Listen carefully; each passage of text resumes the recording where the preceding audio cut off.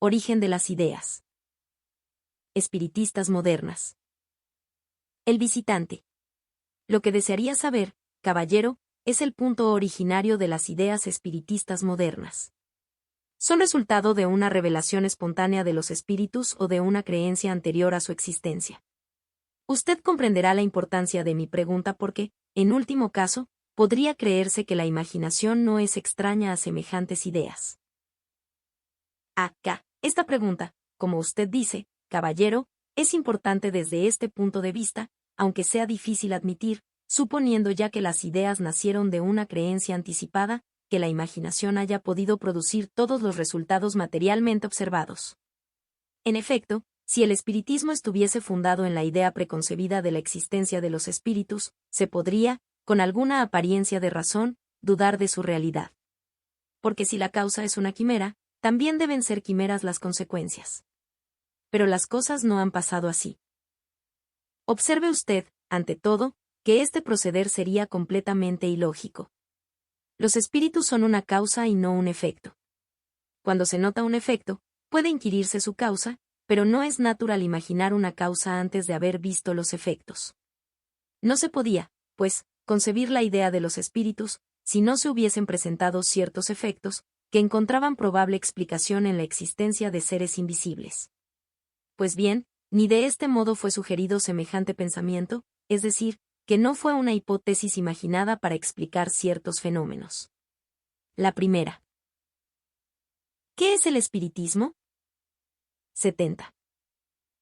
Suposición que se hizo, fue la de que la causa era material. Así pues, lejos de haber sido los espíritus una idea preconcebida, se partió del punto de vista materialista. Pero no siendo esto bastante para explicarlo todo, la observación, y solo la observación, condujo a la causa espiritual. Hablo de las ideas espiritistas modernas, porque ya sabemos que esta creencia es tan antigua como el mundo. He aquí la marcha de las cosas. Se produjeron ciertos fenómenos espontáneos tales como ruidos extraños, golpes, movimientos de objetos, etc., sin causa ostensible conocida, fenómenos que pudieron ser reproducidos bajo la influencia de ciertas personas. Hasta entonces nada autorizaba a buscar otra causa que la acción de un fluido magnético o de otra naturaleza, cuyas propiedades nos eran desconocidas.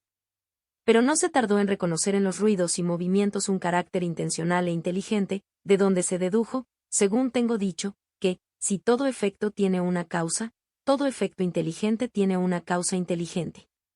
Esta inteligencia no podía residir en el objeto mismo, porque la materia no es inteligente. Era reflejo de la persona o personas presentes. Al principio, como también tengo dicho, se pensó así. Solo la experiencia podía decidir, y la experiencia ha demostrado con pruebas irrecusables, y en no pocas ocasiones, la completa independencia de esta inteligencia. Era, pues, independiente del objeto y de la persona. ¿Quién era? Ella misma respondió, declaró pertenecer al orden de seres incorpóreos designados con el nombre de espíritus. La idea de los espíritus no ha preexistido pues, no ha sido consecutiva tampoco. En una palabra, no ha salido del cerebro, ha sido dada por los mismos espíritus, y ellos son los que nos han enseñado todo lo que después hemos sabido sobre ellos. Breve conferencia espiritista. 71. Revelada la existencia de los espíritus y establecidos los medios de comunicación, se pudieron tener conversaciones continuadas y reseñas sobre la naturaleza de aquellos seres, las condiciones de su existencia y su misión en el mundo visible. Si de este modo pudieran ser interrogados los seres del mundo de los infinitamente pequeños, cuántas cosas curiosas no se sabrían acerca de ellos. Supongamos que antes del descubrimiento de América hubiese existido un hilo eléctrico a través del Atlántico, y que en el extremo correspondiente a Europa se hubiesen notado señales inteligentes, no se hubiese deducido que en el otro extremo existían seres inteligentes que procuraban comunicarse. Se les hubiera preguntado entonces si ellos hubieran respondido adquiriéndose de tal modo la certeza, el conocimiento de sus costumbres, de sus hábitos y de su manera de ser, sin nunca haberlos visto. Otro tanto ha sucedido con las relaciones del mundo invisible, las manifestaciones materiales han sido como señales, como advertencias que nos han manifestado comunicaciones más regulares y más seguidas. Y, cosa notable, A medida que hemos tenido a nuestro alcance medios más fáciles de comunicación, los espíritus abandonan los primitivos, insuficientes e incómodos, como el mudo que recobra la palabra renuncia al lenguaje de los signos. ¿Quiénes eran los habitantes de ese mundo? ¿Eran seres excepcionales, fuera de la humanidad? ¿Buenos o malos? También la experiencia se encargó de resolver estas cuestiones, pero hasta que numerosas observaciones hicieron luz sobre este asunto, estuvo abierto el campo de las conjeturas y de los sistemas, y bien sabe Dios que no faltaron. Unos vieron espíritus superiores en. ¿Qué es el espiritismo? 72. Todos, otros solo demonios. Por sus palabras y por sus actos podía juzgárseles. Supongamos que de los habitantes transatlánticos desconocidos de que hemos hablado, hubiesen dicho los unos muy buenas cosas, mientras que otros se hubiesen hecho notar por el cinismo de su lenguaje, se habría deducido sin duda que los había entre ellos buenos y malos. Esto es lo que ha sucedido con los espíritus, reconociéndose entre los mismos todos los grados de bondad y de maldad, de ignorancia y de ciencia. Instruidos acerca de los defectos y excelencias de aquellos, tocaba nuestra prudencia separar lo bueno de lo malo, lo verdadero de lo falso en las relaciones que con ellos mantuviésemos, lo mismo que hacemos con los hombres. No solo nos ha esclarecido la observación sobre las cualidades de los espíritus, sino también sobre su naturaleza y sobre lo que pudiéramos llamar su estado fisiológico. Se supo por ellos mismos, que los unos eran muy venturosos y muy desgraciados los otros.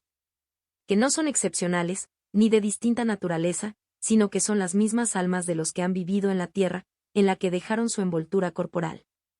Que pueblan los espacios, nos rodean e incesantemente se codean con nosotros.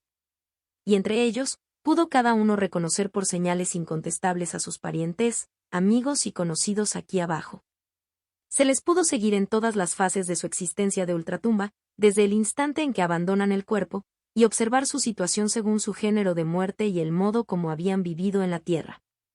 Se supo por fin que no eran seres abstractos, inmateriales en el sentido absoluto de la palabra, que tienen una envoltura a la que damos el nombre de periespíritu, especie de cuerpo fluídico, vaporoso, diáfano,